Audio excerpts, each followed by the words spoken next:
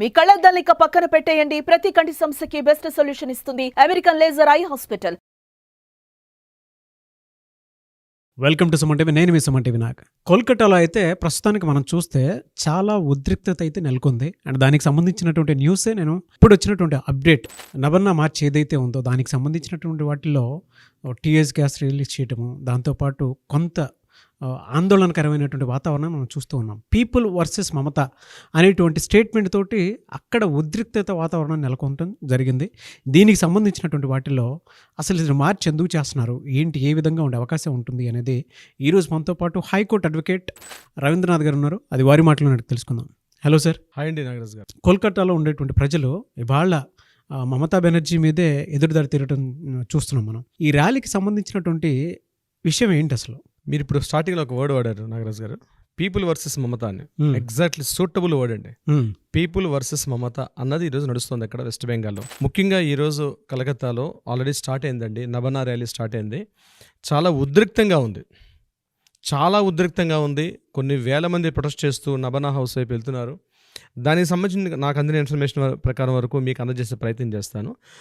ముఖ్యంగా August 9th హర్రన్ ఏదైతే incident ఉందో దాన్ని ఉద్దేశించే ఈ ర్యాలీ జరుగుతుంది. ఆ రోజు August 9th ఏదైతే Kolkata murder case, rape and murder case junior doctor మీద అనుకున్నాం, దానికి సంబంధించినటువంటి ఇష్యూ మీద ఆ రాష్ట్ర వ్యాప్తంగా ఉన్నటువంటి కొన్ని వేల మంది డాక్టర్లు, హెల్త్ వర్కర్స్, అదేవిధంగా ఫార్మసిస్టులు, మెడికలిస్టులు, అంటే హెల్త్ సంబంధించిన మెడికల్ సంబంధించిన వాళ్ళందరూ కూడా కొన్ని వేల మంది గడచిన 16 రోజులుగా ప్రొటెస్ట్ చేస్తున్నారు. తొందరగా సత్వర న్యాయం రావాలి, సత్వరంగా దీని మీద దోషులకు శిక్షించాలంటే ప్రతిరోజు ఏదో ఒక న్యూస్ చెప్పుకుంటూ వాళ్ళు రోజుకి దీన్ని డ్రాగన్ చేస్తున్నారు, డిలే అవుతుంది. ఈ విషయం మీద వాళ్ళ అంతరంగాల్లో ఉన్నటువంటి ఒక ఆవేశం, ఆక్రోశం పెళ్ళిబుకి ఈరోజు కలకత్తా రోడ్ల మీదకి బయటపడి ప్రొటెస్ట్ చేసే పరిస్థితికి వచ్చిందండి. దాన్ని ఎదుర్కోవడానికి సిద్ధంగా మమతా బెనర్జీ ఉన్నారా లేదండి, గడిచిన కొద్ది గంటల్లో మమతా బెనర్జీని ఎట్లా ఫేస్ చేస్తారు అనేది కొద్ది గంటల్లో మనకి ఏ విషయం తెలుస్తుంది నాగరాజు గారి విషయం సంబంధించి. బట్ ఏదేమైనప్పుడు కూడా వెస్ట్ బెంగాల్ అనేది రాష్ట్ర వ్యాప్తంగా అట్టుడుకుపోయింది. అక్కడ దోషులు కనిపిస్తున్నారు, అక్కడ కల్పిట్స్ కనిపిస్తున్నారు, ప్రిన్సిపాల్ కనిపిస్తున్నారు. కేవలం ఒక వివాదాస్పదంగా ఏంటంటే ఏదో ఒక న్యూస్ చెప్పుకుంటూ డ్రాగన్ చేస్తున్నారు. మనుషులు ఏంటంటే, డెమోక్రట్లు ఏంటంటే ఇష్యూని మెల్లగా డైల్యూట్ చేసి వేరే వైపు మళ్లించే ప్రయత్నం చేస్తారు. ఇది చాలా కేసులో జరిగింది, ఇట్లాంటిది జరగకూడదు అనే ఉద్దేశంతో కలకత్తాలో ఉన్నటువంటి కొంతమంది group of students, especially students groups అండి, వెస్ట్ బెంగాల్లో ఉన్నటువంటి total health workers, doctors, medical సంబంధించిన వాళ్ళే కాకుండా అన్ని రకాల డిపార్ట్మెంట్లు, అన్ని రకాల స్టూడెంట్స్ కలిసి ఒక గ్రూప్ ఫామ్ చేశారు. దాన్ని పశ్చిమ బంగా ఛాత్ర సమాజ్ అనే ఒక పేరుతోటి రీసెంట్గా ఒక గ్రూప్ ఫామ్ అయింది, స్టూడెంట్స్ గ్రూప్, పశ్చిమ బంగా ఛాత్ర సమాజ్. ఓకే. ఈ గ్రూప్ వాళ్ళు ఏం చేశారంటే కలకత్తా నబన్నా హౌస్ అంటున్నారు. నబన్నా హౌస్ అంటే వెస్ట్ బెంగాల్ యొక్క సెక్రటేరియట్. అక్కడ మమతా బెనర్జీ యొక్క మెయిన్ క్యాంప్ ఆఫీస్ ఉంటుంది, సెక్రటేరియట్ ఉంటాయి, మంత్రివర్గం యొక్క ఆఫీసులు ఉంటాయి. టోటల్ ఇవన్నీ కూడా ఒకే ప్లేస్లో ఉంటాయి.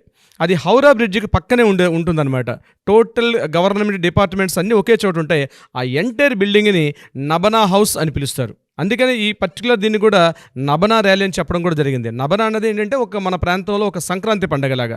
వెస్ట్ బెంగాల్లో పవర్ఫుల్ ఫెస్టివల్ అండి నబనా ఫెస్టివల్ని ఎవ్రీ ఇయర్ చేస్తారు, ముఖ్యంగా జూలై టు అక్టోబర్లో. అంటే మనకి ఉదాహరణ ఇక్కడ బోనాలు అని జరిగేటట్టుగా, బోనాలు అనే వర్డ్ ఎలా ఉంటుందో సేమ్ వెస్ట్ బెంగాల్లో నబనా అనేది ఒక చాలా ట్రెడిషనల్, కొన్ని వేల సంవత్సరాల నుంచి కూడా నడుస్తున్నట్టు ఒక ట్రెడిషనల్ ఉత్సవం. ముఖ్యంగా అదంతా మనం ఇంకోసారి వీడియోలో మాట్లాడదాం. సో ఈ నబనా ర్యాలీ అనేది మన పశ్చిమ బంగా ఛాత్ర సమాజ్ ఈ అసోసియేషన్ మొత్తం ఫామ్ అయ్యి ముఖ్యంగా వాళ్ళ మెయిన్ డిమాండ్స్ 3 డిమాండ్స్ చేస్తున్నారు నాగరాజు గారు. ఆ మెయిన్ 3 డిమాండ్స్ అంటే ఒకటి, ఫస్ట్ వన్, ఎవరైతే అభయ కేసులనో ఆమెకి సత్వరంగా న్యాయం జరగాలి. This is the first one. ఆమెకు జరిగిన అన్యాయం ఎక్కడ జరగకూడదు, ఆమెకు సత్వరంగా న్యాయం జరగాలి. This is their first demand. Second one is ఎవరైతే కల్ప్రిట్ ఉన్నాడో కల్ప్రిట్కి ఇమ్మీడియట్గా శిక్షించాలి. డిలే జరుగుతుంది, ఇలా డిలే జరగడంలో చాలా సాక్ష్యాలన్నీ కూడా రూపుమాపే అవకాశం ఉంది కాబట్టి ఇమ్మీడియట్గా కల్ప్రిట్కి శిక్షించాలి. This is their second demand.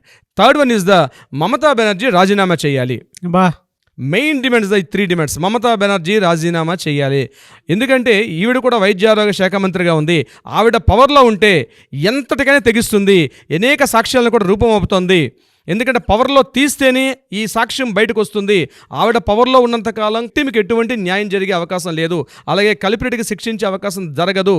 Supreme court హీరింగ్స్లో ఉన్నప్పటికీ కూడా ఒక డెమోక్రాటిక్ గవర్నమెంట్లో మనకి ప్రొటెక్ట్ చేసుకునే అధికారం ఉంది, నిరసన తెలిపే అధికారం ఉంది, ధర్నా చేసే హక్కు ఉంది, రాస్తారోకలు చేసే హక్కు ఉంది. కానీ శాంతియుతంగా ఒక ర్యాలీ తీసుకొని నిబనా హౌస్ వైపు ఎప్పుడైతే వీళ్ళు ప్రొటెస్ట్ చేస్తున్నారో పోలీసులు దీన్ని ముందుగానే గుర్తించి, అంటే వాళ్ళ మీద ఆల్రెడీ సుప్రీంకోర్టు ఆర్డర్స్ ఇచ్చినారనే విషయంలో వెస్ట్ బెంగాల్ జరిగే ఎటువంటి శాంతియుత నిరసనలకు కూడా ఆఘాతం కలిగించొద్దు అని క్లియర్గా సుప్రీంకోర్టు ఆర్డర్స్ ఉన్నప్పటికీ కూడా మమతా బెనర్జీ రాజీనామా చేయాలని ఒకే ఒక డిమాండ్తో వీళ్ళందరూ ఎప్పుడైతే ప్రొటెస్ట్ చేయడానికి నబనా హౌస్కి ఎప్పుడైతే వెళ్తున్నారో వీళ్ళ మీద ముందుగానే స్టేట్ పోలీస్ గవర్నమెంట్ తోటి సుమారుగా 4,500 మంది పోలీసులు, డ్రోన్ కెమెరాస్, సుమారుగా 200 పైబడి డ్రోన్ కెమెరాస్, వాళ్ళు ఎక్కడెక్కడ తిరుగుతున్నారు, ఏం చేస్తున్నారని చెప్పి, అంటే పవర్ తన చేతిలో అధికారం ఉందని ఏకైక లక్ష్యం తోటి drone cameras, at the same time వాళ్ళ మీద టీయర్ గ్యాస్లు ప్రయోగించడం, వాటర్ క్యానన్స్ ప్రయోగించడం, లాఠీ చార్జ్ కూడా ఇప్పుడు జరిగింది. మనకు అందిన సంఘటన ఏంటంటే ఇప్పుడే వాళ్ళ మీద లాఠీ చార్జ్ కూడా జరిగింది.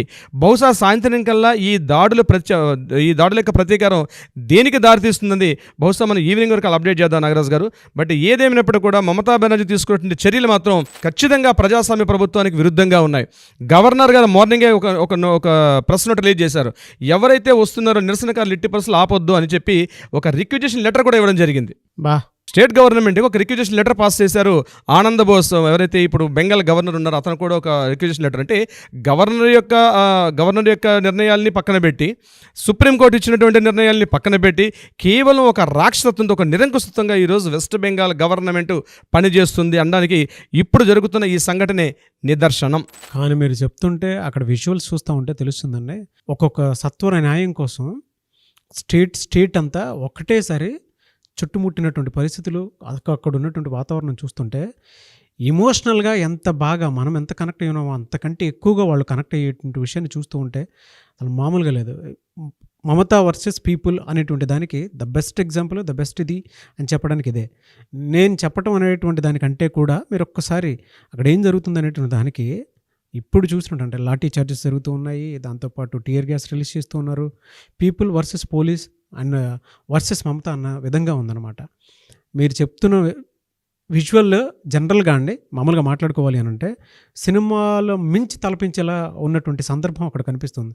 అంటే ఎంతమంది త్వరితగతిన జస్టిస్ కోరుకుంటున్నారో, ఎంతమంది ఎవరైతే కల్ప్రిట్ ఉన్నాడో వాడికి శిక్ష పడాలి అని కోరుకుంటున్నారని చెప్పడానికి ఇది మాత్రం దేశవ్యాప్తంగా పెద్ద ఉదాహరణ ఇది. అంటే మమతా బెనర్జీ ప్రభుత్వం ఈరోజు అష్టదిగ్బంధనం చేశారండి. చూడండి, పదవీ కాంక్ష మనుషుల్లో ఎంత ఉంటుందండి, బహుశా దీనికి మంచి నిదర్శనం ఉండదు. ఎందుకంటే ఈరోజు మార్నింగ్ మోడీ ఆఫీస్ నుంచి సెంట్రల్ గవర్నమెంట్ మోడీ ఆఫీస్ నుంచి కూడా వైద్య ఆరోగ్య శాఖ వాళ్ళు కూడా ఒక లెటర్ ఇచ్చారు. మమతా బెనర్జీ 4 days బ్యాక్ ఒక లెటర్ రాశారు.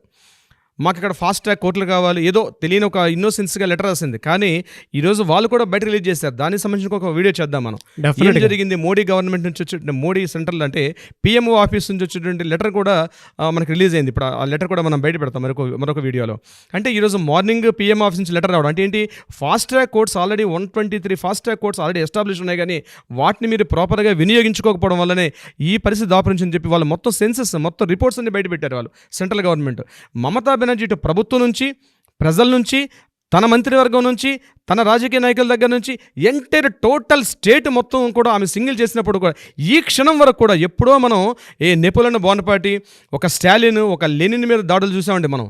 అంతకు మించి ఒక నెపోలియన్ ఎలా చేశాడు, ఒక హిట్లర్ అనే వ్యక్తి 2వ ప్రపంచ యుద్ధ కాలంలో మొత్తం వ్యతిరేకమైనప్పుడు కూడా చివరి వరకు కూడా కొన్ని వేల మందిని చంపి కానీ తన ఆత్మహత్య చేసుకోలేకపోయాడు. బహుశా అలాంటి పరిస్థితి వల్ల ఈరోజు కలకత్తాలో జరగబోతుందా అని మనకు డౌట్ వస్తుంది. ఆవిడ చేసేటువంటి డిక్టేటర్షిప్పే పెద్ద తలకాయ నొప్పిగా మారిందని మనం అనుకోవచ్చు.